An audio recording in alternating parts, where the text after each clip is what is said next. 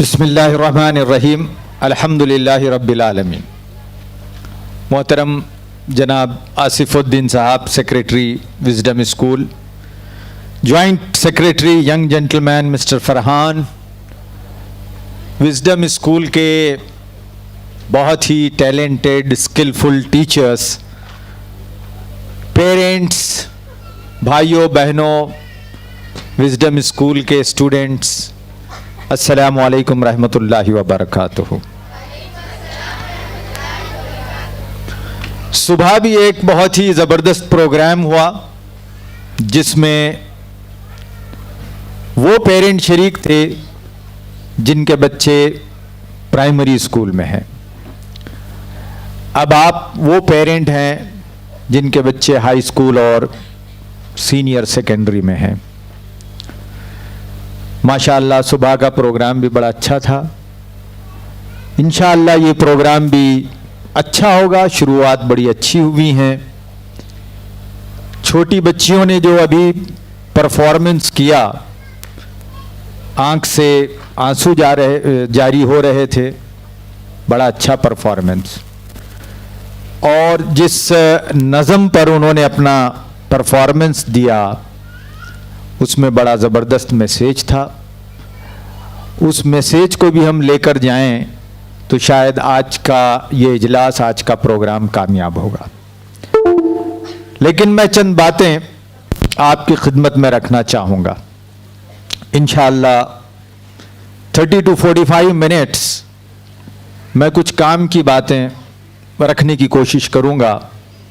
मुझे उम्मीद है कि जब आप यहाँ से जाएंगे तो अपने आप को एम्पावर्ड महसूस करेंगे, अपने आप को महसूस करेंगे कि हमने वाकई इस प्रोग्राम से कुछ हासिल किया। लेकिन मैं जो बातें बयान करने जा रहा हूँ उन सारी बातों को आप जानते हैं। सिर्फ मैं आपके जहन में जो बातें हैं जो दब गई हैं उन्हें दोबारा उभारने की कोशिश करूँगा। हाज़रीन, अल्लाह ताला सूरह कहफ में ये फरमाते हैं कि औलाद और माल दोनों इस दुनिया की जीनत हैं, इस दुनिया की खूबसूरती हैं। और बात सही है। पिछले ज़माने से लेकर आज तक माँ बाप अपने औलाद पर फ़ख्र करते हैं, अपने औलाद की तरक्की को देखकर खुश होते हैं। दुनिया में वालिदैन और माँ बाप के दरमियान जो रिश्ता होता है वो बहुत ही प्योर होता है। उसमें किसी किस्म का कीना, खपट, जलन, हसद नहीं होता है। भाई भाई अक्सर ऐसा होता है। बहुत कम लोग इससे पाक हैं कि भाई की तरक्की देखकर दूसरा भाई जलता है। अगर किसी के अंदर ये नहीं है तो वो बहुत मुत्तकी आदमी है। लेकिन अपने बेटे की तरक्की देखकर कोई बाप हसद करता है, जलता है, ऐसा मैंने नहीं देखा और ना आपने देखा। कोई मां अपनी बेटी को तरक्की करते हुए जलती है या हसद करती है, ऐसा हो ही नहीं सकता। अगर होता है तो बड़ी अजीब बात है। लेकिन कभी हो जाता है कि औरत भी अपनी बहन या भाई की तरक्की देखकर थोड़ा सा अंदर खटक पैदा करती है। इसी तरह माल की मोहब्बत भी है। माल और औलाद दोनों इस दुनिया की जीनत हैं। अल्लाह ने इनको हासिल करने के लिए मना नहीं किया है। आप माल भी खूब हासिल कर सकते हैं। लेकिन ये कहने के बाद अल्लाह ताला कहता है कि बाक़ियातुस सालिहात, यानी वो चीज बाकी रहेगी, वो चीज मुझे और आपको कामयाब करेगी, अजर देगी, जो सालिहात होंगे, जो सालेहीन होंगे। अगर मेरी औलाद है, अगर वो साले हो रही है तो फिर मैं कामयाब। मेरे पास माल है और वो माल मैं सालेह कामों के लिए इस्तेमाल कर रहा हूं तो मैं कामयाब। तो मैं माल की बात तो नहीं करूंगा, मेरा टॉपिक नहीं है। औलाद को सालेह बनाना है। अगर हम अपने बच्चों को सालेह बनाते हैं तो हम कामयाब हैं। आज पेरेंट ये समझते हैं कि मेरा बच्चा डॉक्टर बन गया तो मैं कामयाब हो जाऊंगा, इंजीनियर बन गया तो कामयाब हो जाऊंगा, बड़ा लॉयर बन जाए तो कामयाब होगा, बड़ा बिजनेस पर्सन बन जाए तो कामयाब होगा। यकीनन इसमें भी कामयाबी है, लेकिन कल अल्लाह ताला मुझसे ये नहीं पूछेगा कि तुमने अपने बच्चे को डॉक्टर बनाया या नहीं बनाया, लेकिन मुझसे ये जरूर पूछेगा कि तुमने अपने बच्चे को सालेह बनाया या नहीं बनाया। तो पेरेंट्स, भाइयों और बहनों, हमारे और आपकी जिंदगी में सबसे बड़ा लक्ष्य, सबसे बड़ा टारगेट ये होना चाहिए कि मैं अपने बच्चों को लॉन्ग टर्म गोल हासिल करने के लिए, आखिरत की कामयाबी के लिए पहले तैयार करूंगा। उसके बाद अल्लाह ने कहा कि इस दुनिया की भी कामयाबी चाहिए। हम रोजाना दुआ क्या पढ़ते हैं? रब्बना, आगे पढ़िए जी, माशाअल्लाह, वेरी गुड। इसका क्या मतलब होता है? कोई एक हमारी स्टूडेंट खड़े होकर बयान करे, क्या मतलब इसका? क्या दुआ मांग रहे हैं आप भाई साहब? मौलाना बयान कीजिए। यानी इस दुनिया की भी कामयाबी और आखिरत की भी कामयाबी, दोनों कामयाबियों के लिए हमको अपने बच्चों को तैयार करना है। अभी एक बहुत बड़ा साइकोलॉजिस्ट है, वो कहता यह है कि बच्चों को फाइनाइट और इनफाइनाइट दोनों खेलों के लिए तैयार करना है। दुनिया का जो खेल है वो फाइनाइट है, खत्म होने वाला है, ये साइकोलॉजिस्ट कहता है, और इनफाइनाइट जो खत्म नहीं होता उसके लिए भी तैयार करना है। अगर मैं और आप अपनी औलाद को इस तरह तैयार करते हैं तो फिर हमारे बच्चे भी कामयाब और हम भी कामयाब। अब आप बोलिए कि दोनों कामयाबियों के लिए हम काम करेंगे या नहीं करेंगे? करेंगे सर, जरूर करेंगे, हमसे जितना हो सकता है वो करेंगे, राइट? पहली चीज। दूसरी चीज, बच्चों की कामयाबी के लिए कौन काम करेंगे? माए या फादर्स, या दोनों? दोनों करेंगे, बहुत अच्छा है। लेकिन देखिए, मैटर ऑफ फैक्ट ये है कि फादर्स थोड़े से कम आए हैं, मदर्स थोड़े से ज्यादा आए हैं। तो हमारे अंदर ये मिसकंसेप्शन है कि बच्चों की देख रेख, पढ़ाना लिखाना वो किसका काम है? मां का। और बाप का काम क्या है? पैसा कमाना, रात में बटर चिकन लाना, ठीक है? तो ये काम बन के रह गया है। तो नंबर 2 पॉइंट, अब आप आज घर से, यहां से घर जाएंगे तो अपने बच्चे के अब्बा को ये बोलिए कि ट्रेनर आए थे, उन्होंने कहा कि बच्चों की कामयाबी के लिए मां और बाप दोनों का योगदान, दोनों का कंट्रीब्यूशन बराबर है। अगर दोनों मिलकर बच्चों का ख्याल करेंगे तो बच्चे कामयाब होंगे। तीसरी बात, दुनिया का एक बहुत बड़ा फिलॉसफर भी है और ट्रेनर भी है, बच्चों की ट्रेनिंग करते हैं, वो बड़ों की भी ट्रेनिंग करते हैं। उनका ये कहना है कि आज सबसे ज्यादा स्ट्रेस यानी तनाव बच्चों में, दबाव, वो किस स्टेज के बच्चों में है? From grade 10 to 12, 9 to 12। इन बच्चों पर तनाव, इन बच्चों पर दबाव बहुत ज्यादा है। इतना ज्यादा है जिस तरह एक क्रूएल सास का बहू पर होता है, इतना जबरदस्त दबाव बच्चों पर है। हाँ, माफ करना अगर कोई सास है तो उनसे माजरत में, लेकिन पहले कहा कि क्रूएल सास। अच्छी सासें बहुत हैं अल्हम्दुलिल्लाह, ठीक है। तो इतना दबाव बच्चों पर है।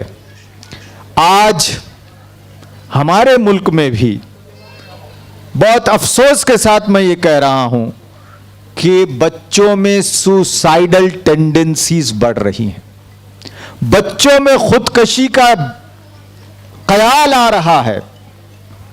और अब तो आप देखते हैं कि 11वीं और 12वीं के सीबीएसई बोर्ड ये कहता है कि हर स्कूल में काउंसलर हो, बच्चों की काउंसलिंग करें। रिजल्ट आते ही अलर्ट हो जाते हैं स्कूल्स। बच्चों की हेल्पलाइन का अखबार में जिक्र होता है कि अगर किसी को रिजल्ट से तनाव हो रहा है या रिजल्ट को लेकर परेशान हैं तो वो हमें फोन करें। ये क्यों हो रहा है? ये इसलिए हो रहा है कि हमारा बच्चा बड़े दबाव में जिंदगी गुजार रहा है। क्यों दबाव में जिंदगी गुजार रहा है? ये बड़ा सवाल है आपका और आपके सामने भी। कहीं ऐसा ना हो कि मेरे बच्चे भी तनाव का शिकार हैं। ये सोचने की जरूरत है। पेरेंट इस पे गौर नहीं कर रहे हैं। पेरेंट बच्चे को अच्छा कपड़ा लिबास सिला रहे हैं या ड्रेस परचेज कर रहे हैं, अच्छा खिला रहे हैं, समझते ये हैं कि मेरा बच्चा हैप्पी है, मेरा बच्चा खुश है। लेकिन उस बच्चे के अंदर क्या है वो हम नहीं देख रहे हैं। इसीलिए एक और बहुत मशहूर फिलोसोफर और लाइफ कोच है सिमन सिनक, अमेरिका का। वो ये कहता है कि आज बच्चों के सामने दो बड़े चैलेंज हैं। एक बड़ा चैलेंज उनके पेरेंट हैं। गौर करिए आप, वो साइकोलॉजिस्ट ये कहता है कि वो पेरेंट उसके लिए चैलेंज बने हुए हैं। हमारी अभी नन्ही मुन्नी बच्चियां ये कह रहे हैं कि पेरेंट साया हैं। बच्चियां कह रही हैं कि माँ बाप मोहब्बत का प्याला है। लेकिन वो साइकोलॉजिस्ट कहता है कि आज 9th से लेके 12th ग्रेड के बच्चों के लिए बड़ा चैलेंज खुद पेरेंट है। मैं और आप उनके लिए चैलेंज बने हुए हैं। एक चीज। दूसरी चीज, दूसरा चैलेंज वो कहता है मोबाइल फोन, गैजेट। ये दूसरा बड़ा चैलेंज है। मैं और आप जब छोटे थे ये नहीं था, आज ये आ गया है तो ये बहुत बड़ा चैलेंज बना हुआ है। हम 1 बाय 1 बात करेंगे। तो पेरेंट किस तरह चैलेंज है मैं उस पर बात करूंगा। अल्लाह से दुआ है कि अल्लाह ताला हमको और आपको बेहतरीन पेरेंट बनाए। हर पेरेंट 99% मां ये कहती है कि मैं बेहतरीन मां हूं, और 99% फादर्स ये कहते हैं कि सर मेरे जैसा बाप दुनिया में नहीं मिलता। ये है, हम इस पर बात करेंगे। राइट। देखिए, मैंने ये भी कहा कि बच्चे दबाव में हैं, बच्चे स्ट्रेस में हैं। तो पहले हम बच्चों की बास क्वालिटीज पर बात करेंगे, फिर उसके बाद मां बाप की जिम्मेदारी पर बात करेंगे। मैं चूंकि बच्चे यहां मौजूद हैं तो बाज बातें खुल के नहीं करूंगा, लेकिन पेरेंट्स समझ जाएं। बच्चा जब 8 से 12 तक होता है तो अल्लाह ताला उसके अंदर कई तब्दीलियां लाता है। पेरेंट जानते नहीं हैं। सुबह भी मैंने कहा कि हमको इंजीनियर बनने 5 साल पढ़ना है, डॉक्टर बनने 5 साल पढ़ना है, लॉयर बनने 5 साल बनना है। लॉयर, डॉक्टर, इंजीनियर ये मामूली चीज है। एक मां डॉक्टर से बड़ी है, एक बाप इंजीनियर से बड़ा है। लेकिन क्या मैं बाप बनने के लिए किताब पढ़ा हूं, एजुकेशन हासिल किया हूं, डिग्री हासिल किया हूं? नहीं। मैंने मां बनने के लिए क्या कुछ ज्ञान हासिल किया? नहीं, मां बनने के लिए भी आपको कुछ चीजें हासिल करना है और बाप बनने के लिए भी आपको चंद चीजें हासिल करनी है। अगर हम वो क्वालिटीज, वो नॉलेज अपने अंदर नहीं पैदा करेंगे तो जिस तरह एक डॉक्टर फेल हो जाता है अगर वो बराबर नहीं पढ़ता, इसी तरह हम भी पेरेंट की हैसियत से फेल हो जाएंगे। जब हम मां की हैसियत से, बाप की हैसियत से फेल हो जाएंगे तो हम कल क़यामत के दिन क्या जवाब देंगे? मुझे और आपको जो लाजमी पर्चा क़यामत के दिन देना है वो ये कि मैंने अपने औलाद की तरबियत कैसे की थी, मैंने क्या अपने औलाद को साले बनाया या नहीं बनाया। ये नहीं पूछा जाएगा कि डॉक्टर बनाया नहीं बनाया, उस पे हम आएंगे कुछ देर बाद। तो मैं ये कह रहा था कि हम बच्चों और बच्चियों को समझें। 9 to 12 जो ग्रेड हैं, क्लासेस हैं, इस पीरियड में जो क्वालिटीज बच्चों के अंदर उभरते हैं, पहले तो ये कि बच्चा जब विलादत पाता है 0 ईयर्स से 6 ईयर्स तक अल्लाह का निज़ाम ऐसा है कि हर 6 महीने में बच्चा बदलता है, हर 6 महीने में उसके बिहेवियर चेंज होते हैं। ये अल्लाह का निज़ाम है। हम क्या कहते हैं, बच्चा मेरा मैडम यूकेजी में अच्छा था, ग्रेड 1 में आते ही बदल गया। अरे उसको बदलना है इसलिए बदला। वो यूकेजी में खामोश बैठता था, ग्रेड 1 में आते ही शरारत कर रहा है, शायद सोहबत अच्छी नहीं मिली। नहीं, उसके अंदर अल्लाह ताला शरारत डाल रहा है, उसको उछलना कूदना सिखा रहा है, इसलिए बच्चा वो कर रहा है। ये तो बच्चों की बात हो गई। आपके बच्चे जरा बड़े हैं इसलिए अब बड़ों पे आते हैं। साइकोलॉजिस्ट कहते हैं कि ये जो पीरियड है ग्रेड 9 से 12 ईयर्स तक, उसमें लड़का और लड़की दोनों अपनी शख्सियत पर ज्यादा तवज्जो करते हैं कि मैं कितना स्मार्ट दिख रहा हूं, मैं कितनी स्मार्ट दिख रही हूं। कुछ पिंपल आ गए तो बड़ा उसको इलाज करने के लिए जाते हैं, it is a big issue, अरे यहां कुछ हो गया, उसको इसी को इस्तेमाल करते हुए कंपनियां जो है ऑइंटमेंट निकाल ली हैं कि वो लगाओ खत्म हो जाएगा। ये वो गोरी दिखने का, गोरा दिखने का नुस्खा, क्या करो, सैफरान खाओ, सैफरान लगाओ। ये हेयर स्टाइल, बच्चे आईने के सामने ज्यादा ठहरते हैं, बच्चियां आईने के सामने ज्यादा टाइम देती हैं, यानी सेल्फ अवेयरनेस चलते रहता है। एक मॉडल क्रिएट कर लेते हैं कि I should be like Salman Khan, I should be like Aishwarya Rai. ये अंदर चलता रहता है, चलते रहता है, ये फितरी है, अल्लाह ताला ने रखा है ये चीज। इसी दौरान, अब आप सुनिए गौर से, इसी दौरान अल्लाह ताला उनके अंदर, क्योंकि इंसान की आजमाइश करनी है, मेरी और आपकी भी आजमाइश है, अंदर से बागियाना एटीट्यूड पैदा होते हैं, बच्चे रेबेलियन हो जाते हैं।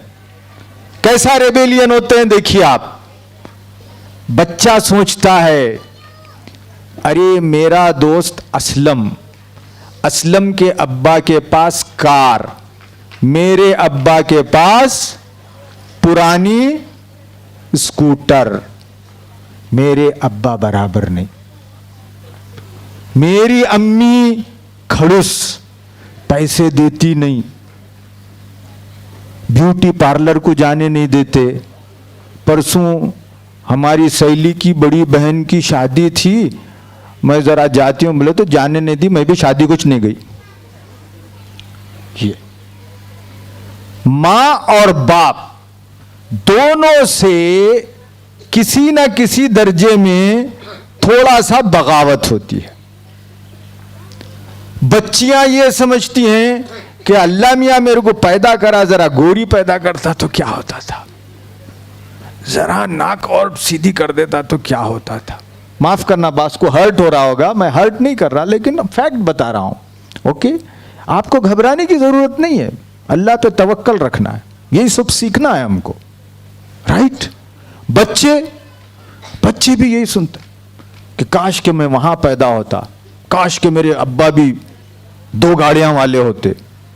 ये क्या, मेरे अब्बा सुबह जाते शाम जाते, कुछ नहीं, उन्होंने देखो वीकेंड पे जाते हैं, फलां जगह जा रहे हैं, फलां जगह जा रहे हैं, ये होता है। तो एक किस्म का चाहे कितना भी दौलतमंद हो आदमी, उसका बच्चा थोड़ा सा एहसास में मुब्तला होता है और कहता है कि काश के मैं वैसा होता। ये मेरे और आपके साथ ही नहीं है, इवन जो रिचेस्ट लोग हैं उनके साथ भी है, और कई वाकयात हो रहे हैं। अभी गुज़िश्ता दिनों 1 साल पहले आरटी नगर में अकलौता बेटा, माँ और बाप दोनों साइंटिस्ट, जबरदस्त घर, कोई तकलीफ नहीं, फिर भी वो समझ रहा है कि नहीं मेरे अब्बा ही शुड बी रिच, मेरे को पैसे नहीं दे रहे अब्बा।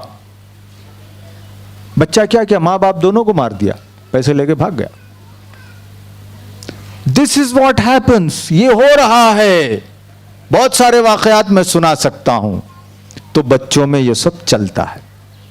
ओके, फिर बच्चा ये महसूस करता है या बच्ची ये महसूस करती है कि मैं ऑल राइट हूं, मैं पढ़ रहा हूं, मैं मेहनत कर रहा हूं, लेकिन मेरे अब्बा और अम्मी सुबह होते पढ़, शाम होते पढ़ रहा नहीं। यही अब अब्बा जान के दोस्त आए, बुला रहे हैं, आओ नबील बेटे, हमारे दोस्त बेंगलुरु से आए, तनवीर साहब, बहुत बड़े आदमी, जरा बैठो मिलो। तनवीर साहब कितनी अरमान है जी, पढ़ रहा ही नहीं ना, जरा कुछ तो बोलो आप। बच्चे पे क्या गुजरती होगी। आप बुला रहे हैं और बच्चे की बेइज्जती कर रहे हैं। इसलिए आप देखेंगे कि बच्चों को आप बुलाते हैं मेहमानों के दरमियान तो बच्चे नहीं आते, मेहमान आ रहा है बोलते भाग जाते।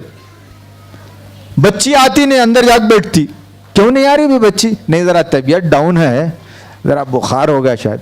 वो इसलिए नहीं आ रही है कि आप बच्चे को इनकरेज नहीं कर रहे हैं, बच्चे के अंदर स्ट्रेस फैला रहे हैं और बच्चे की आप बेइज्जती कर रहे हैं। वो पीरियड है बच्चे का, उसमें ईगो डेवलप हो रहा है, अना डेवलप हो रही है, और आप उस अना को ठेस पहुंचा रहे हैं। बच्ची को बोल रहे हैं क्या पढ़ती नहीं जी, हमारी बहन की बच्ची देखो कितना अच्छा पढ़ी, मेडिकल कर ली, इन्हें पढ़ती नहीं। इसके अब्बा पूरी सहूलतें करके दिए हैं, अच्छे इस कॉलेज में डालें, विजडम में, फिर भी पढ़ती नहीं।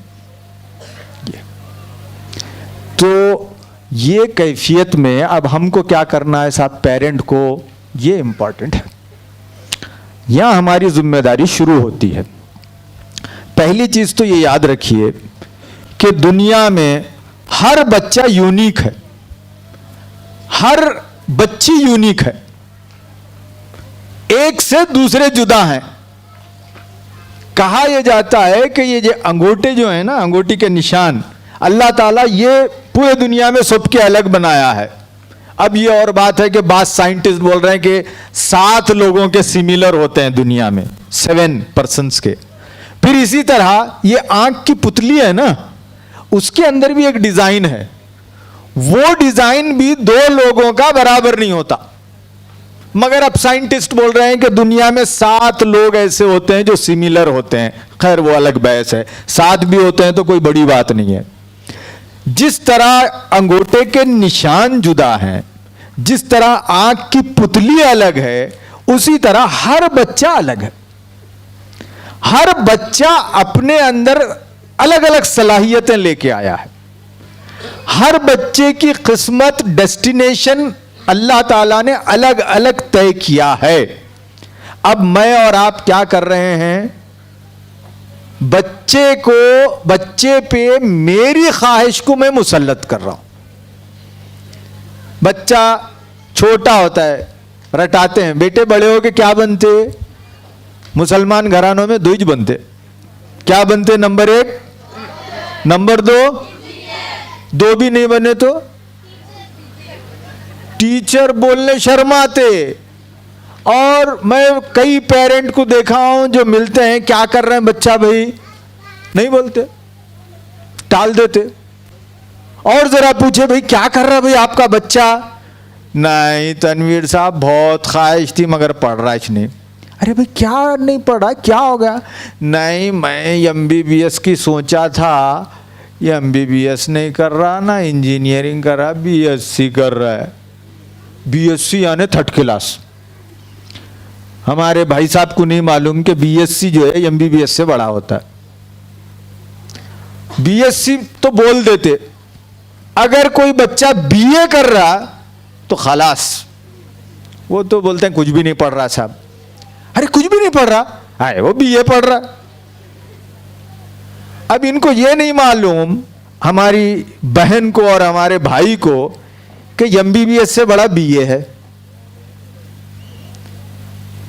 तो बच्चों को हम अपना जो मकसद है वो ना थोपें। बच्चा जो बनना चाह रहा है वो बनने की हम सहूलत फराहम करें। देखिए अगर बच्चा BA भी करेगा अच्छे नंबर से, तो वो BA के बाद पॉलिसी मेकिंग बॉडीज में जाएगा। ये अब आपको समझ में नहीं आएगा या बात समझेंगे। ऐसे कई इदारे हैं जिसमें BA की जरूरत होती है और उसकी तनख्वाह MBBS से ज्यादा होती है। BA करके आप डिप्टी कमिश्नर तहसीलदार बन सकते हैं। तहसीलदार गया तो डॉक्टर खड़े होता है, DC गया तो डॉक्टर खड़ा होता है। तो मैं यहां हमारे पेरेंट के जहनों से ये निकालना चाह रहा हूं, आप ये निकाल दीजिए कि जो MBBS करा वो अच्छा इंटेलिजेंट बच्चा, जो इंजीनियरिंग करा वो इंटेलिजेंट बच्चा। ये गलत। मैं आज से 20 साल पहले दिल्ली के दिल्ली पब्लिक स्कूल में गया था। दिल्ली पब्लिक स्कूल में ग्रेड 10 का जो टॉपर था, उसका नाम मुसलमान लड़का था, सैफ महमूद। सैफ महमूद को पूछा कि बेटे आप SSLC में टॉपर हैं, आप आगे चल के क्या बनना चाह रहे हैं? हमारा बच्चा क्या बोलता? साहब जो टॉपर रहा, बोलिए बहन, क्या बनेगा? डॉक्टर। भाई साहब क्या बनेगा? डॉक्टर। अब वो सैफ महमूद, दिल्ली पब्लिक स्कूल, हिंदुस्तान का टॉप स्कूल, वो बच्चे से मैं पूछा कि सैफ क्या बनना चाह रहे? तो उन्हें बोला uncle I would like to become lawyer, I would like to do PhD in law. यानी मैं बड़ा होकर लॉयर बनना चाहता हूं और मैं लॉ में PhD करना चाहता हूं। अब सैफ महमूद का बाप मैं रहता तो एक थप्पड़ मार के बोलता था, बेवकूफ है क्या, फर्स्ट रैंक आके ला पढ़ता। ला तो वो कुछ भी नहीं मिला तो ला पढ़ते, तो ला पढ़ता। हम बच्चा जो बनना चाह रहा है उसको इनकरेज नहीं कर रहे, समझे? बच्चा जो बनना चाह रहा है वो बनाइए। बच्चों के अंदर सलाहियतें होती हैं। आप गूगल करिए वाजिद आर्टिस्ट के नाम से, इंदौर का नौजवान है। मोदी ने गुज़िश्ता दिनों, मोदी जी प्राइम मिनिस्टर उसे ऑनर करते हैं, उसे बड़ा अवार्ड देते हैं। आज वो करोड़ों रुपयों का मालिक है, दुनिया भर में फिरता है। जब लड़का ग्रेड 8th में था तो उसने अपने बाप से कहा, बाप भी बड़ा आदमी, बोला कि ये सब पढ़ना उड़ना सब बेकार। अरे क्यों? मैं कोई नई चीज करना चाहता हूं। क्या करना चाहते हैं? मैं जो मेटल वेस्ट होता है, तगड़ बिगड़ कीले उले, उससे कुछ चीजें बनाना चाहता हूं। तो बाप ने कहा वेल डन, बहुत अच्छा बेटे, करो। उसको इनकरेज किए बाप। आज वो वेस्ट मटेरियल से चीजें बनाने का माहिर है। 12वीं तक पढ़ा, उसके बाद छोड़ दिया, उसमें लग गया। आज वो IITN को जाके पढ़ाता है।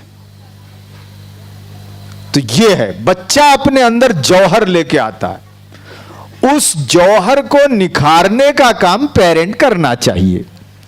वो नहीं करके पेरेंट आजकल क्या कर रहे हैं, स्ट्रेस पैदा कर रहे हैं। स्ट्रेस क्या पैदा कर रहे हैं, पढ़ता नहीं। अब भी बोला मैं, सुबह उठते ही वही सुनता है, पढ़ता नहीं। सोया भी तो उसको वही आवाज आती है अब्बा की, पढ़ता नहीं पढ़ता नहीं। अम्मी की भी वही आवाज, पढ़ता नहीं पढ़ता नहीं। तो मेरे प्यारे भाइयों बहनों, अगर आप अपने बच्चे को स्मार्ट बनाना चाहते हैं तो आप बच्चों की तारीफ करिए। प्रॉब्लम यह है हमारे घरानों में कि बच्चे जब छोटे रहते हैं पेरेंट बड़ी तारीफ करते हैं, और भी छोटा होता है तोतलाता है तो बहुत तारीफ करते, अरे जरा वो बोल के बता, जरा वो पढ़, उन्हें तोतलाता रिपीट कराते, जरा बोलना शुरू करते गुस्से में आना शुरू। 8th 9th में आते ही आंख में आंख मिला के बात नहीं करते। आज 80 से 90% बच्चे अपने पेरेंट के साथ कम्युनिकेशन नहीं कर रहे हैं, बातचीत नहीं कर रहे हैं। फिर किससे बातचीत कर रहे हैं, जरा बोलने तकलीफ होती है उनसे बात कर रहे हैं। बाद में अब्बा आके बोलते हैं क्या हमारे बच्चे का प्रॉब्लम हो गया ना, उससे ज्यादा बात कर रहा उन्हें, बच्ची उनसे ज्यादा बात कर रही ना, मैं बात नहीं कर रहा मेरी बच्ची से, कोई और बात कर रहा है, उसकी तारीफ मैं नहीं कर रहा कि बेटी तुम कितनी प्यारी हो अच्छी हो, बचपन में तो कर रहा हूं, लेकिन जब वो 10th में है 11th में है 12th में है, जब तारीफ नहीं कर रहा, उसकी तारीफ कोई और कर रहा है, तो वो उसकी होगी या मेरी होगी, उसकी होगी। फिर हम रोते हैं कि साहब पूरा खानदान अच्छा लेकिन उन्हें ऐसी निकल गई, देखो अम्मा अच्छी, दादी अच्छी, सब अच्छे, मेरी गलती है ना साहब, मैं बच्ची को स्ट्रेस पैदा कर रहा हूं, बात नहीं कर रहा। मैं कई जगह जाता हूं बच्चों में ऐसा स्लिप देता हूं, चिट्ठी, बोलता हूं बेटे लास्ट वीक अगर आपके अब्बा 15 मिनट आपसे बात करें आंख में आंख डाल के तो आप यस लिखो, अगर नहीं करे हैं तो नो लिखो। 80% बच्चे, बच्चियां जरा कम होते हैं, 80% बच्चे बोलते हैं कि हमारे अब्बा हमसे बात ही नहीं करे। बात का मतलब यह नहीं कि क्या रे ट्यूशन जा रहा नहीं बराबर, स्कूल जा रहा नहीं बराबर, होमवर्क कर रहा नहीं पढ़ रहा, इतने पैसे दिए सो पैसे हाड़ मत कर, ये नहीं है बातचीत। कल से आप बच्चों को, ये जो बैठे हुए हैं ना 8th 9th 10th के, उनको आप सामने बिठाइए, कम से कम मिनिमम 3 मिनट आंख में आंख मिला के बच्चे की सुनिए, बात करिए, बच्चे के मसाइल हैं उनको सुनिए। आप समझते हैं कि आप ही उसको डांटना है और यह तरबियत है, नहीं, तरबियत यह है कि आप बच्चों की सुने, बच्चों से मोहब्बत करें। मोहब्बत छोटे रहे जब करना, बाद में नहीं करना, ऐसा नहीं है। तो हाई स्कूल बच्चों का दुनिया भर में यह प्रॉब्लम है कि पेरेंट उनकी नहीं सुन रहे हैं, पेरेंट उनसे बात नहीं कर रहे हैं। तो बराए मेहरबानी यहां से जब जाएंगे आप, कल से आप बच्चों को लेकर बात कीजिए। कहा गया कि मां को अपनी बेटी की बेहतरीन क्या बनना चाहिए, सहेली, वंडरफुल, लेकिन एक लिमिट में, सहेली मतलब पूरा वैसा नहीं, ओके। इसी तरह बाप को क्या बनना है अपने बच्चे का, दोस्त। दोस्त जो बातें करता है वो तमाम की तमाम बातें नहीं, लेकिन मैक्सिमम बच्चा आपसे बातें शेयर करे, बात करे, अपने ख्यालात पेश करे, एनआरसी के बारे में बात करे, अपने दूसरे मसाइल के बारे में बात करे। अब बाप से बच्चा एनआरसी के बारे में बात करता है तो बाप बोलता है क्या पॉलिटिक्स करते बैठा रहे, पढ़, क्योंकि बाप को ही नहीं आ रहा। प्रॉब्लम यह है ना। तो बाप के दोस्त, बाप दोस्त बनना है। आप बच्चे को शॉपिंग के लिए ले जाते हैं, बहुत कम होता है, माएँ तो ले जाती हैं बच्चियों को, वहां एक अलग जुल्म, तेरे को क्या मालूम होता, तू छोटी है, मैं बोल रही हूं सो खरीद, चुप, बहुत अच्छा कपड़ा है, ये बाहर का पाकिस्तान का है। बच्ची की ख्वाहिश दूसरी है, बच्ची चाहती है कोई और ड्रेस खरीदे, लेकिन मां इंपोज कर रही है। और इधर बच्चों का मामला, जान दे क्या क्यों नहीं लाता, छोड़ दे डाल पैसे, जाओ, पूरी आजादी। यानी ऐसे कपड़े खरीदो कि उसमें थोड़ा सी कटिंग हो जाए, पेवन जैसा लगे, ये सब जायज। बच्चा चड्डी पहन रहा है, ठीक है, आजकल का फैशन है, कहते भाई जान दो, छोड़ो। तो पेरेंट जो है, मां का ये प्रॉब्लम एक एक्सट्रीम, बाप का प्रॉब्लम दूसरा एक्सट्रीम। तो मां और बाप दोनों एतेदाल के साथ, मिडिल पाथ के साथ हम लोग क्या करें, बच्चों के साथ सहेली बने और दोस्त बने। ये बहुत बड़ा आज का प्रॉब्लम है। इसी के साथ एक और चीज, साइकोलॉजिस्ट ये कहते हैं कि आज कैरियर को लेकर, क्या बनना क्या पढ़ना, इसको लेकर बच्चे बहुत स्ट्रेस में हैं, तनाव में हैं। बाप हमेशा जोर देता है कि फला ये करना, तेरे को इतने अरमान, जितने पैसे चाहे उतने मैं देने तैयार हूं, डॉक्टर बनना तू। ये गलत है। गुज़िश्ता दिनों 1 साल पहले एक साहब मीरठ से आए, बेंगलोर। उन्होंने तुमकुर में अपने बच्ची को एडमिशन करवाया 56 लाख रुपए देकर, और पैसे देना बाकी था। एक दिन अचानक बच्ची, वो साहब कुवैत में रहते थे, फोन की बच्ची और कहा कि पापा आइए आप, मैं ये MBBS नहीं करती। बहरहाल बड़ी स्टोरी चली। फिर बाद में अब्बा मेरे पास आए, बच्चे के फादर, और बोले कि सर किसी साइकोलॉजिस्ट को बताना है कि बच्ची हमारी चाहती है MBBS नहीं करना। मैं पूछा कि क्यों आप बताना चाह रहे हैं? नहीं, उन्होंने कुछ ऐसा उसका इलाज करना कि उन्हें राजी हो जाना। यहां भी देखिए, यानी बाप राजी नहीं हो रहा, बच्ची को राजी कराना MBBS कराने का। मैं बोला ठीक है, आधा साइकोलॉजिस्ट तो मैं हूं, आप बाहर जाइए, मैं बच्ची से बात करता हूं। अब बच्ची ये चीजें बोली, मैं क्या बताऊं। एक तो अकलौती बेटी, दूसरा कुवैत से हर दिन अम्मी का फोन आता था, और अम्मी 10 मिनट यही पूछती थी कि क्या पढ़ी बेटी आज, क्या हुआ, टेस्ट हुआ क्या, नहीं हुआ क्या, कितनी देर पढ़ी, क्या पढ़ी, अरे पढ़ी पढ़ी पढ़ी। उसके साथ फिर कुरान पढ़ी क्या, उसके साथ नमाज पढ़ी क्या, तहज्जुद को उठी क्या। यानी जो काम आप पूछ रहे हैं उसका 100 काम आप नहीं करे, और आप बच्ची से करा रहा।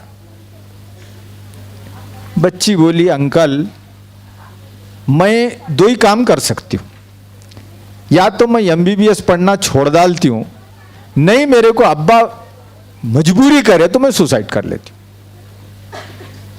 बहरहाल ये बातें नहीं करना चाहिए, इतना स्ट्रेस आज जनरेट हो रहा है। तो मैं बच्ची की काउंसलिंग किया और पेरेंट से कहा कि बच्ची की लाइफ इंपॉर्टेंट है, आपके 56 लाख इंपॉर्टेंट नहीं है, आप वापस ले जाइए। बच्ची वापस गई, अल्हम्दुलिल्लाह बहुत खुश है बच्ची। तो मेरा यहां कहने का मकसद यह है कि आप बच्चों पर अपना मकसद मत थोपिए, लेकिन इसका मतलब यह भी नहीं है कि बच्चों को पूरा आजाद छोड़ दीजिए। बच्चों के साथ बात करिए और बच्चे को तय करने के लिए छोड़िए कि वो क्या बनना चाह रहा है। इसके लिए क्या करना पड़ता है, इसके लिए हमको पहले बच्चों को ऑप्शंस बताने होते हैं कि क्या क्या क्या क्या हैं। हम पेरेंट होते हुए हमको ही नहीं मालूम कि दुनिया में क्या है, तो पहले वो ज्ञान, वो मालूमात देना होगा।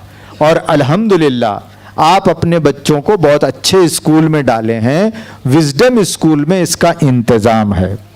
जनाब आसिफुद्दीन साहब हर साल बच्चों का एप्टीट्यूड टेस्ट रखते हैं, बेंगलोर से क्वेश्चन पेपर आते हैं, बच्चों का उसमें पूरा टेस्ट लिया जाता है और एक्सपर्ट बताते हैं कि बच्चे की दिलचस्पी किस में है। फिर उनके स्कूल में बच्चों के लिए पूरे ऑप्शंस रखे जाते हैं कि आप बड़े होकर क्या क्या बन सकते हैं। बेशुमार कोर्सेस हैं, बच्चा ऑप्ट कर सकता है। बच्चा बेहतरीन आर्टिस्ट बन सकता है। अभी बच्चे ने बहुत अच्छी नात पढ़ी, स्टार्टिंग में बेहतरीन गुलकार बन सकते हैं। अगर बच्चा डॉक्टर नहीं बन सकता तो बहुत कुछ बन सकता है, उससे बड़ा बन सकता है। मां और बाप दोनों को यह सोचना चाहिए कि हम बच्चे को उसकी सलाहियतों के एतबार से आगे परवान चढ़ाएंगे। ओके, इस पर और आप काम करिए। उस पर अगर कोई आपको डिफिकल्टी है तो मुझसे फ़ोन कीजिए, राब्ता पैदा करिए। इंशाअल्लाह बच्चों को गाइड करेंगे और बच्चों को आपके आंखों की ठंडक बनाने की कोशिश करेंगे, बच्चों को कामयाब बनाने की कोशिश करेंगे। ये कहने के बाद मैं इसी से जुड़ी हुई इंपॉर्टेंट चीज़ ये कह रहा हूं कि एक तरफ तो पेरेंट का एटीट्यूड ये है कि वो बच्चों पे बहुत ज़्यादा स्ट्रेस डाल रहे हैं, दूसरी तरफ एटीट्यूड ये है कि एकदम लापरवाह हो जाते हैं और ये बच्चे को तासुर देते हैं कि बेटे पढ़ के करना क्या है, हमको कोई नौकरी देने वाला नहीं है, हमको ये करने वाला नहीं है, अल्लाह जितना मुकद्दर में रखा करो, आगे बढ़ो। एकदम लापरवाही, ये भी गलत, ये बल्कि क्राइम। आज मां और बाप बच्चों को बड़े ख्वाब देखने के लिए तैयार करिए। अच्छा, ख्वाब देखेंगे या ये पॉकेट लेंगे? ख्वाब देखेंगे, चलिए ख्वाब देखते रहिए, पॉकेट भी लीजिए, पॉकेट मिल जाएगी। तो आप भी बड़ा ख्वाब देखिए, बच्चों को भी बड़ा ख्वाब देखने के लिए तैयार करिए कि बेटे तुम कर सकते हो, उनके अंदर वो जज्बा पैदा करिए। आज हम बच्चे की एक तारीफ करते हैं, 10 उसकी कमजोरियां बयान करते हैं। तू क्या पढ़ता मियां, दिन भर मोबाइल पे, तू क्या पढ़ता मियां, 10 बजे उठ रहा है, तू क्या पढ़ता, अभी तक कुछ भी तेरे को नहीं आता। ये मत बोलिए, बोलिए बेटे तुम बड़े बन सकते हो, तुम ये अचीव कर सकते हो, और यकीनन आज पॉसिबल है। एक मैं छोटी बात बताता हूं। एक बहुत कमजोर घराने के एक आदमी से मेरी 2-3 महीने पहले मुलाकात तमिलनाडु में हुई। वो थे साहब डॉक्टर, पोस्ट ग्रेजुएट डॉक्टर। उन्होंने कहा, तनवीर साहब मैं जो आज ये पोजीशन पे हूं, ये मेरे उस्ताद की देन है। मैं गरीब घराने का बच्चा था, मेरे अब्बा हमेशा बोलते थे तू क्या पढ़ता रे, मैट्रिक के बाद छोड़ डाल। मैं 9वीं में फेल हो गया, 9th में कोई भी फेल नहीं होता आजकल, वो 9वीं में फेल हो गए। लेकिन उनके टीचर उनको इनकरेज करे, हिम्मत दिलाए, तो बोले कि मैंने ख्वाब देख लिया कि मेरे को डॉक्टर बनना है। 9th में फेल होने के बावजूद मैंने मेहनत की, मैंने गवर्नमेंट सीट हासिल की और आज वो भी डॉक्टर हैं। और उससे बड़ी दिलचस्प चीज ये है कि उनके 7 बेटे और बेटियां, ओके, सातों के सातों डॉक्टर। हालांकि डॉक्टर बने तो मैं बहुत बड़ा कामयाब इंसान नहीं समझता, लेकिन मैं बता रहा हूं कि वो खुद डॉक्टर बने और उनकी फैमिली में आज 12 डॉक्टर। 12 डॉक्टर कैसा बोलिए? जब बेटियों के और बेटों के शादियां हुई तो वो भी डॉक्टरों से हो गए। तो फैमिली ऑफ 12 डॉक्टर्स, ख्वाब दिखा उन्होंने और उस पर उनके पेरेंट ने हिम्मत अफजाई की और वो डॉक्टर बन गए। घरों में भी डॉक्टरों की गोया वो मशीन लगा दी उन्होंने। तो आप भी कर सकते हैं, बच्चों के अंदर हिम्मत दिलाइए। ये काम मां भी करना है, ये काम हमारे वालिदैन बाप को भी करने की जरूरत है। हाजरीन देखिए, जब बच्चे इस एज में होते हैं तो उनका हेल्थ का प्रॉब्लम बहुत होता है, हार्मोन्स चेंज होते हैं। और आज तो मसला ये है कि बच्चों के हार्मोन्स बड़ी तेजी के साथ बदल रहे हैं, बच्चों के नफ्सियाती प्रॉब्लम उसमें शुरू होते हैं, बच्चों को फ्रेंडशिप का ख्याल आता है, बच्चे को बहुत सारे ख्यालात आते हैं। उस वक्त आपकी बहुत ज़रूरत है और उनका हेल्थ का ख्याल रखना ज़रूरी है। आज हम खुश होते हैं बच्चा अगर घर में नहीं खाया तो, कहाँ कि दोस्तों में खा ले को आता, क्या खा को आया बेटे, इग्नोर कर देते। बच्चों की हेल्थ का ख्याल नहीं रख रहे हैं, बच्ची की भी हेल्थ का ख्याल नहीं रख रहे हैं। भूख लगती, घर में खाना नहीं रहता, 10 रुपए के अंकल चिप ला खा लेती बच्ची, बच्चा भी वही कर रहा। घर में बराबर नहीं मिल रहा, दोस्तों के साथ कबाबा खा लेके आ जाता, सोता।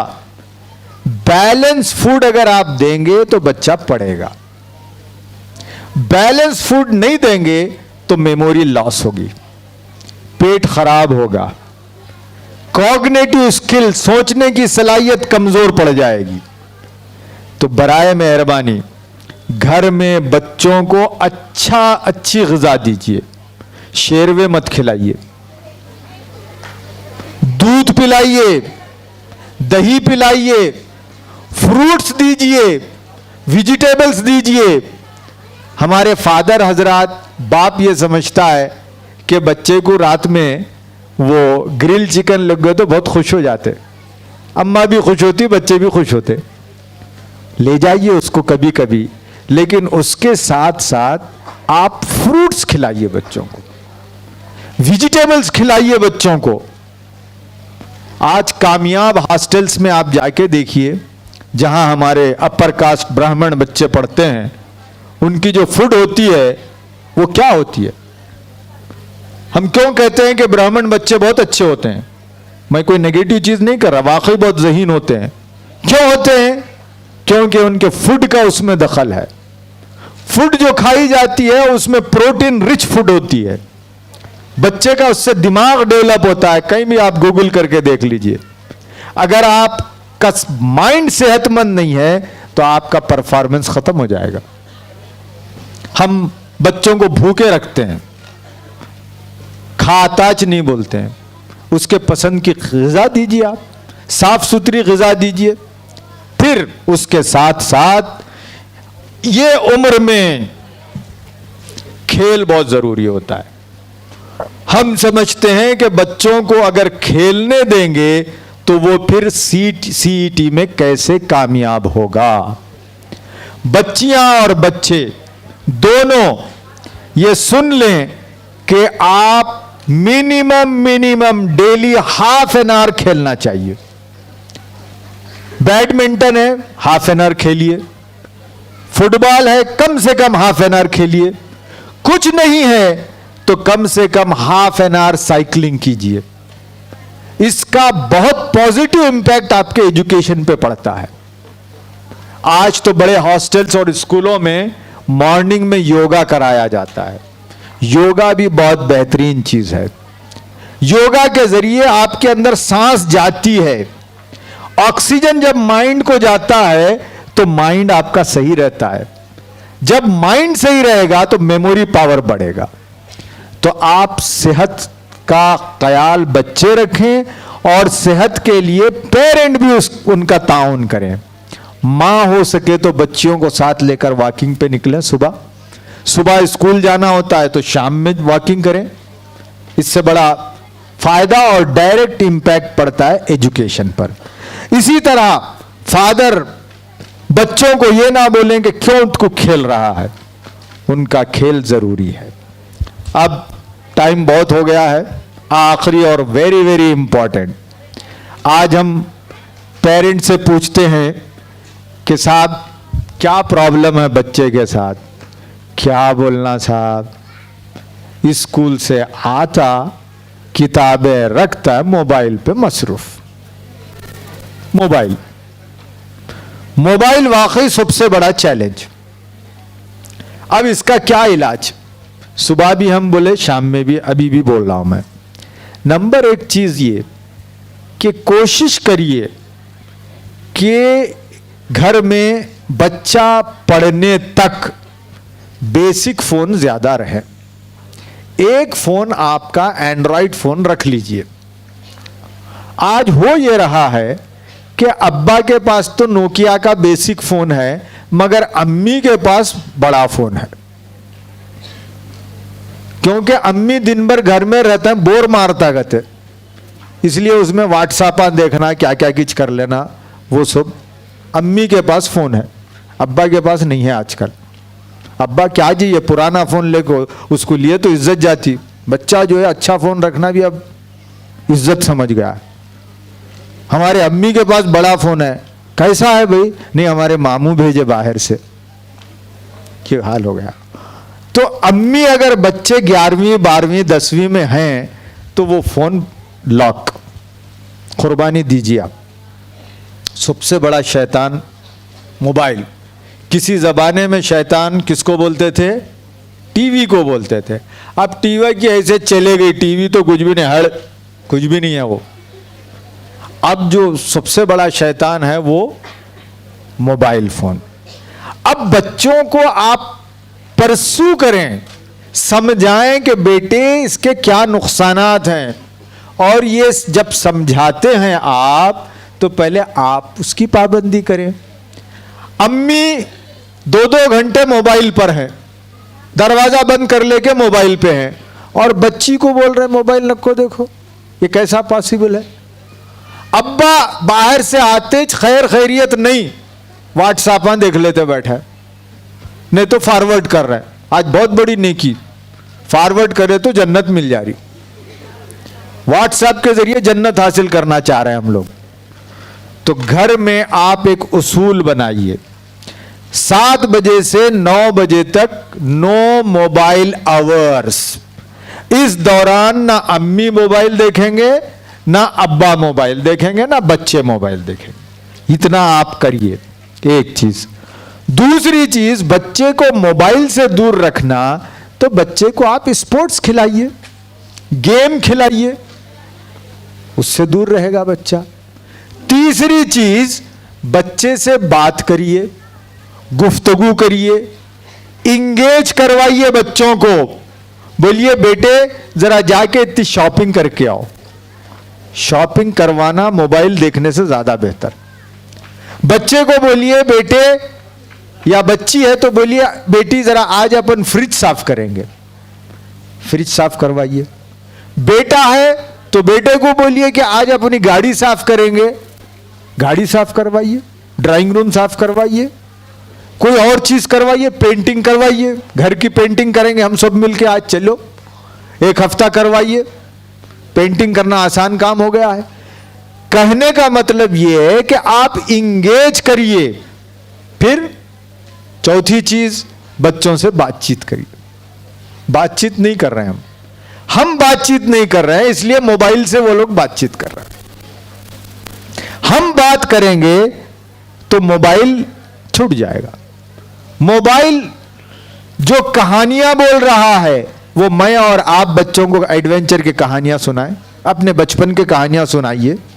मैं सुबह भी ये बात बोला कि हमारी कितनी माएँ हैं जिनको कहानियां याद हैं। पहले ज़माने में नानी दादा को कितनी कहानियां मालूम रहती थी।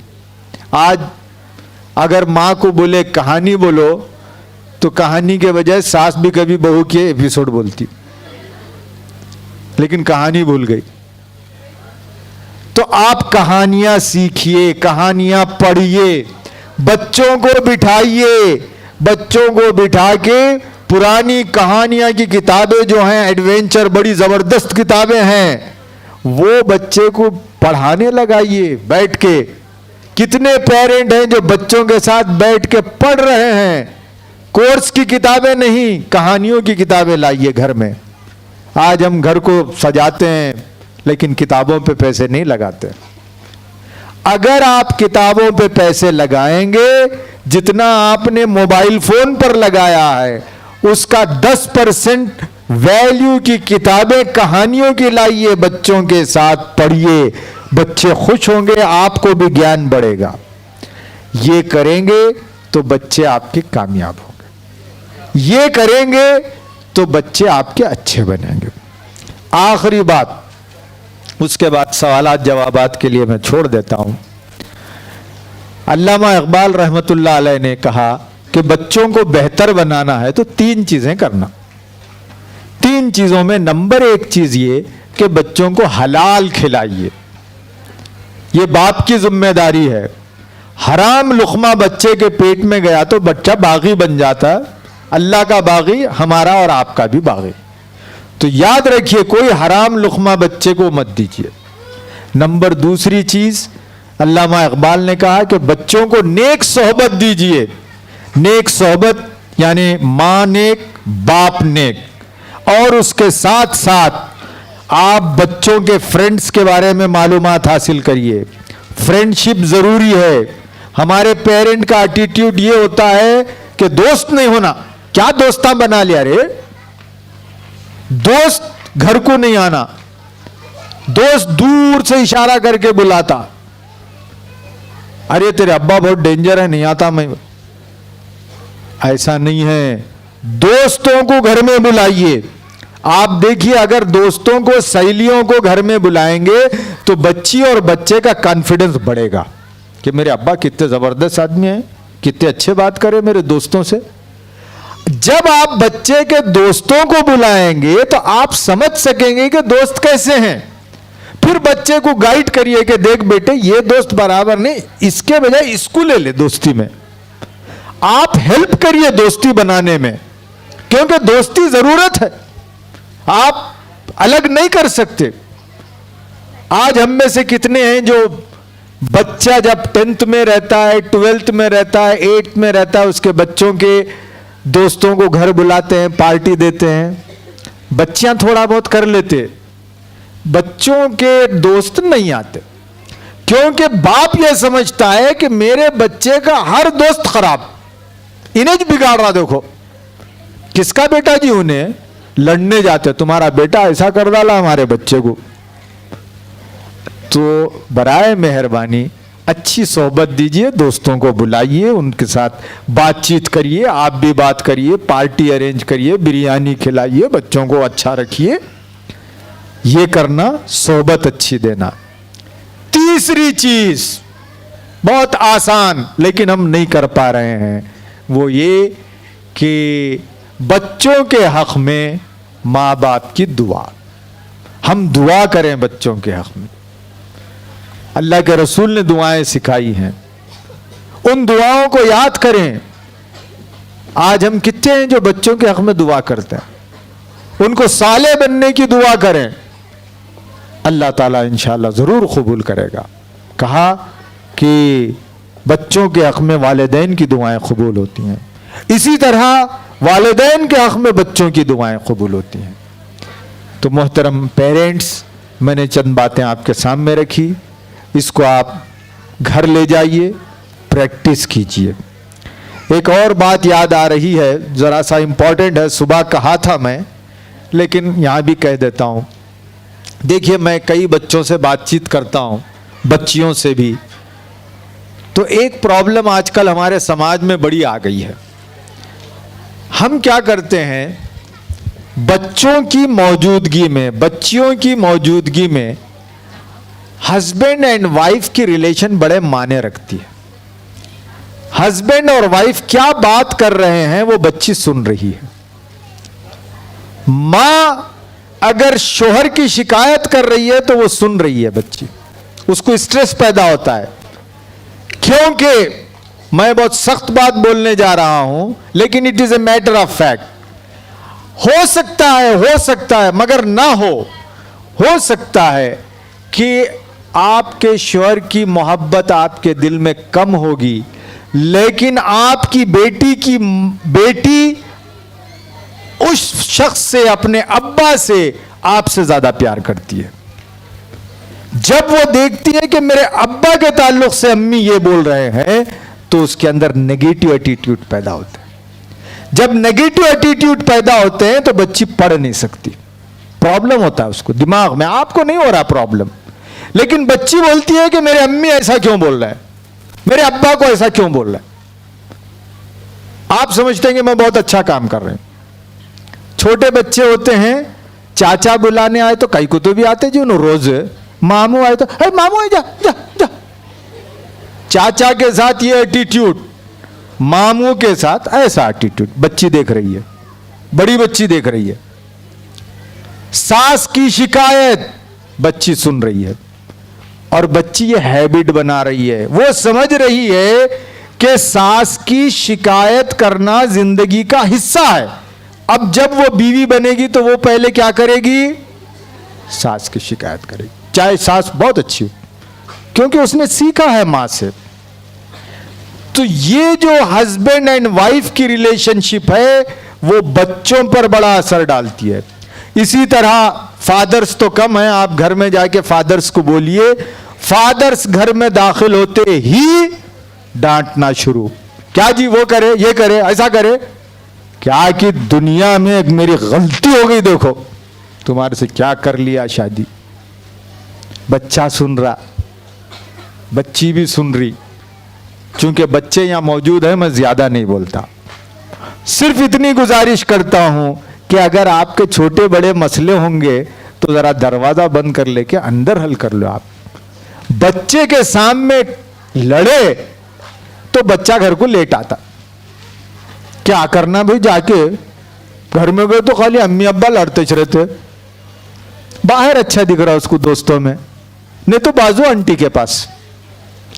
ना अब्बा तारीफ कर रहे ना अम्मी तारीफ कर रहे। तारीफ कौन कर रहे हैं? पड़ोस के आंटी।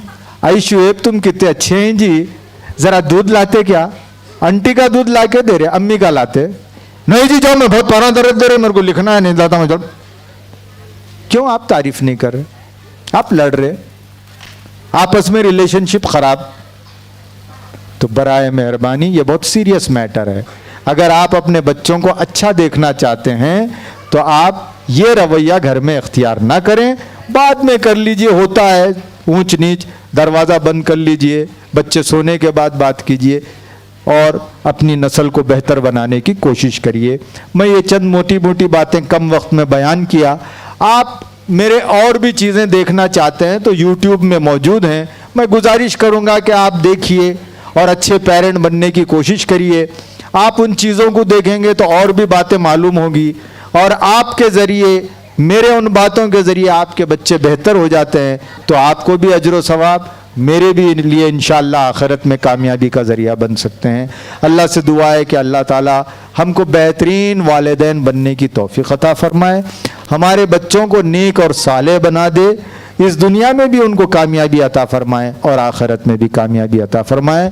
आप तमाम का बहुत बहुत शुक्रिया, आपने इन बातों को सुना, और विजडम स्कूल का शुक्रिया कि उन्होंने ये मौका फराहम किया, वरना आज स्कूल ये सब कर रहे नहीं, ये प्रोग्राम उनको कोई इंटरेस्ट नहीं है।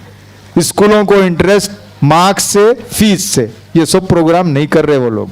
कम से कम विजडम स्कूल ने किया है, हम उनके भी मशकूर हैं और आपके भी मशकूर हैं। व आखिर दावाना अनिल हम्दुलिल्लाहि रब्बिल आलमीन, जज़ाकल्लाह।